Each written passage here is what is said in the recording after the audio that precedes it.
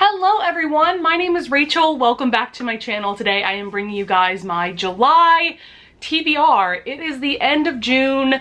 Part of me feels like June kind of went by fast, but the other part of me feels like that ever since quarantine started, the months have felt like years. This is gonna be kind of a random TBR. Usually my TBR videos, I don't know, are centered around like a readathon that I wanna do or some kind of theme or a type of genre. Like usually I definitely read a lot more like YA fantasy, whereas in this month's TBR I literally only have one YA fantasy and one fantasy novel in general. Most of these books are either contemporaries or historical romances, which is pretty unusual for me. Also, I wanted to do something a little bit different with my TBR for this month and talk about some NetGalley arcs that I really want to get to this month because the books are being released in July. So my goal with NetGalley is to try my best to read the books before they are released, because that's the whole point of getting arcs, so that you can put your review out there and create buzz for the book.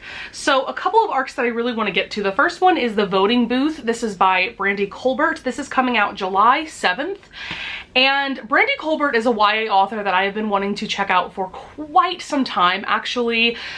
She's written some really popular books such as Finding Yvonne, Little and Lion. I actually have that on my shelf right here that I still need to read. The basic synopsis is that this centers around Marva and Duke, and I think Marva is someone who is really into this election. I think that she is a part of someone's campaign team, and then this guy Duke, she sees that he gets turned away at the polling booth. He can't vote for some reason, and so her goal in this book is to make sure that his vote gets counted. So I'm really looking forward to this because of Brandy Colbert, and the plot sounds really good. It also already has really high ratings on Goodreads. Next book I'd really like to get to is What You Wish For by Catherine Center. This is coming out July 14th. I know nothing about the plot of this one except that it is by Catherine Center, who is an author that I have quickly fallen in love with because I read Things You Say Have Been a Fire, gave it 5 stars, didn't expect to love it. I've talked about that book quite a bit on my channel lately. I'm really looking forward to seeing what this book is about. I also really like the cover. I like her whole aesthetic of all of her covers. Then last but not least, I have 2 historical romances that are coming out both on July 28th. The first one is The Care and Feeding of Waspish Widows by Olivia Waite. Why is that so difficult for me to say? Waspish Widows. But this one is a female-female historical romance, and I've heard really good things about Olivia Waite's historical romances in general. All I know about this is that I think these 2 women are beekeepers, and that's how they kind of meet and bond, and that sounds really freaking adorable. And then the other historical romance that I really want to get to is Would I Lie to the Duke by Eva Lee, which is also coming out July 28th.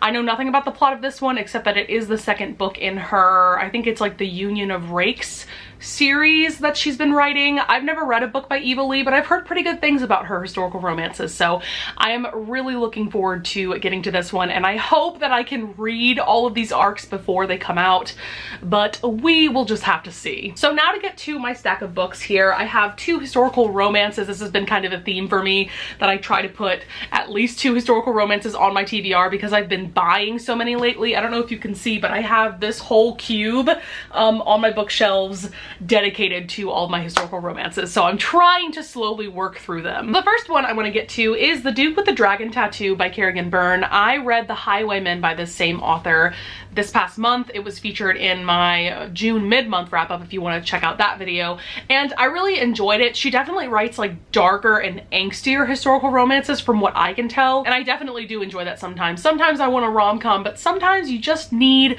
some drama and angst in your life, am I right? So I do not remember what this is about. I'm gonna read the blurb on the back. It says, he is known only as the Rook, a man with no name, no past, no memories. He awakens in a mass grave, a magnificent dragon tattoo on his muscled forearm, the sole clue to his mysterious origins. His only hope for survival and salvation lies in the deep, fiery eyes of the beautiful stranger who finds him. So it sounds like this has to do with the amnesia trope, which I am really looking forward to reading now. I don't think I've read many books with that trope, and I do really enjoy them. So yeah, this sounds like a really good time. And on the flip side of historical romances, the other one that I want to get to is Say Yes to the Marquess by Tessa Dare. Tessa Dare writes historical rom-coms, so her books are definitely lighter and funnier, but they also have a lot of depth to them. I talk about Tessa Dare all the time on my channel, so I'm sure you guys are sick of me at this point. But this one I believe is about this woman named Cleo, and she has been engaged to this guy Piers for 8 years, and she has also inherited a castle because this is a part of her Castles Ever After series. And the whole premise of this series is that these 4 women have been left castles by this old man that they have like little to no connection to. So yeah, she's been waiting to marry this guy for 8 years. She's over it, but then his brother Rafe comes in the picture and is trying to make sure that this wedding happens, essentially. And so it sounds like that Cleo and Rafe are going to end up having a romance, which sounds really cute. Like I said, I adore anything that Tessa Dare writes, so I of course am really looking forward to this book. Next up we have White Rage, which is by Carol Anderson. This is a nonfiction book about racial issues. It says here, the unspoken truth of our racial divide. I'm also going to read a little bit of the blurb on the back because I don't have a full picture of what this is exactly about. So it says, since 1865 and the passage of the 13th Amendment, every time African Americans have made advances toward full participation in our democracy, white reaction has fueled a deliberate, relentless rollback of any gains. Carefully linking historical flashpoints from the post-Civil War black codes to expressions of white rage after the election of America's first black president, Anderson renders visible the long lineage of white rage and the different names under which it hides. So from what I understand, so there's a book called White Fragility, which is by Robin DiAngelo, and this one is written by a black author and that one is written by a white author. I think, if I'm not mistaken, both of these books cover similar topics, but of course they're going to be very different books because they're coming from very different perspectives. So I'm kind of hoping on also reading White Fragility this month as well, because I do want to compare and contrast them to see if there are any similarities. Also, I just want to say I find it very interesting that the book written by a white person is called White Fragility, where this one written by a black woman is called White Rage. I think that that difference is very telling and very interesting.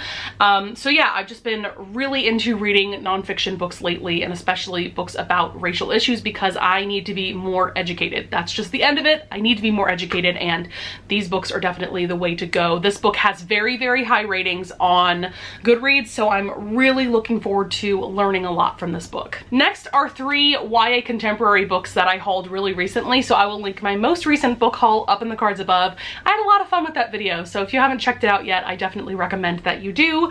But the first one that is on my TBR is Felix Ever After by Kaysen Callender. So Kaysen Callender is non-binary. This of course centers around Felix. He is black, queer, and transgender, and as far as I know, this is basically a revenge story because he starts receiving transphobic messages from someone who goes to the same school as him, and that person even outs his dead name. I'm really looking forward to reading from a non-binary author, but I'm also really looking forward to reading more stories about transgender teens and transgender people in general. I've only read a couple of fiction books that center around that topic, so yeah, I'm definitely really excited about this one. The next one I have is The Black Flamingo by Dean Atta. I can't believe in my book haul I said David Atta for some reason. No, his name is Dean Atta, and this one is about Michael, and he is a mixed race gay teen growing up in London, and it is essentially all about him discovering drag and kind of finding his place because of drag, and that sounds amazing. Also, this is written in verse,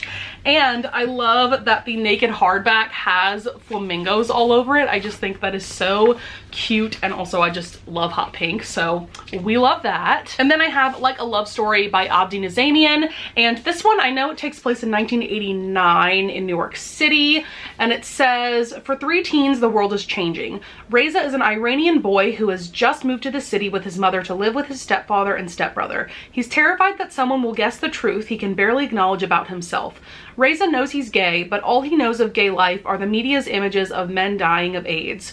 Judy is an aspiring aspiring fashion designer who worships her Uncle Stephen, a gay man with AIDS who devotes his time to activism as a member of ACT UP. He has never imagined finding romance until she falls for Reza and they start dating. So that sounds really good. I've heard amazing things about this, and this is also a 2020 release.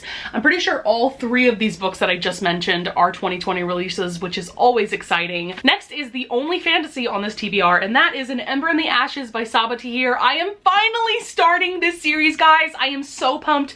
I have heard nothing but phenomenal things about this YA fantasy series, and the fourth book is coming out, I think, in December, which is so exciting. So this one, I'm just gonna read the back. It says, Layla is a slave, Elias is a soldier, neither is free. Under the Martial Empire, which I think is inspired by the Roman Empire, defiance is met with death. Layla and her family do not challenge the empire. They've seen what happens to those who do. But when Layla's brother is arrested for treason, she is forced to make a decision. In exchange for help from rebels who promise to rescue her brother, she will risk her life to spy for them from within the empire's greatest military academy. That sounds so good. Next up, we have Bringing Down the Duke by Evie Dunmore. This is a historical romance that I have been meaning to get to for quite some time because I know that the second book in this series is coming out really soon, and I'm hoping that I really enjoy this one. So I'm gonna read the blurb for this one. It says, England, 1879, brilliant but destitute Annabelle Archer is one of the first female students at Oxford University. Her scholarship demands that she recruit men of influence to champion the rising women's suffrage movement. Her target, the cold and calculating Duke of Montgomery, commander of Britain's politics. So that sounds really good. I've heard that this isn't necessarily a rom-com. I think it's definitely a more serious book, and that is a little bit misleading because this is an illustrated cover, and most of us have come to expect that illustrated covers are going to be more like comedies. And the next book on my TBR is The Vanishing Half by Britt Bennett. I actually just got my loan for the audiobook of this off of Libby, so I'm really pumped to read it probably in the next couple of days. But this one is essentially about two mixed race sisters, I think.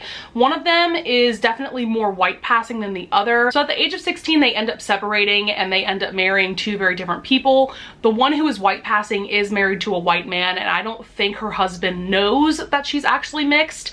And then the other one, I think, ends up being a single mother. I've also just heard amazing things about Britt Bennett in general. She wrote the book The Mothers, I think maybe last year or the year before, and that book is really popular as well. So if I love this one, I definitely plan on reading that book as well. And the next book on my TBR is My Dark Vanessa by Kate Elizabeth Russell. So this one centers around our character Vanessa, and it takes place in the past and the present.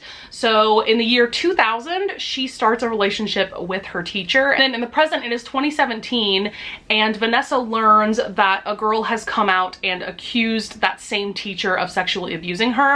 So I think this book is about Vanessa coming to terms with how messed up and abusive that relationship was with her teacher, and I'm sure the plot goes on from there. I've heard absolutely phenomenal things about this book as well. I think it's gonna be definitely a darker and emotional book, but I think it's also a really important book to put out there. And then the last book on this TBR is the Southern Book Club's Guide to Slaying Vampires by Grady Hendrix.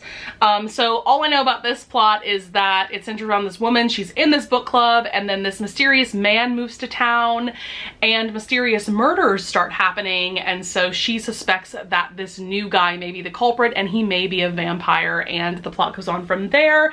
This is another one that I've heard really great things about. I think it's definitely a quirkier and weirder kind of book. I think it's kind of a horror novel, but it might also be satire. I'm not really sure, but my loan for the audiobook of this is coming in really soon from my library, so I definitely think I will get to this month. All right, guys, so that is it for my July TBR. I am so excited to read all of these very diverse books and to talk about them with you guys once I read them. I would love it if you would consider subscribing and also pressing that like button, and I thank you in advance if you do. And with that being said, I'll see you guys in the next video. Bye!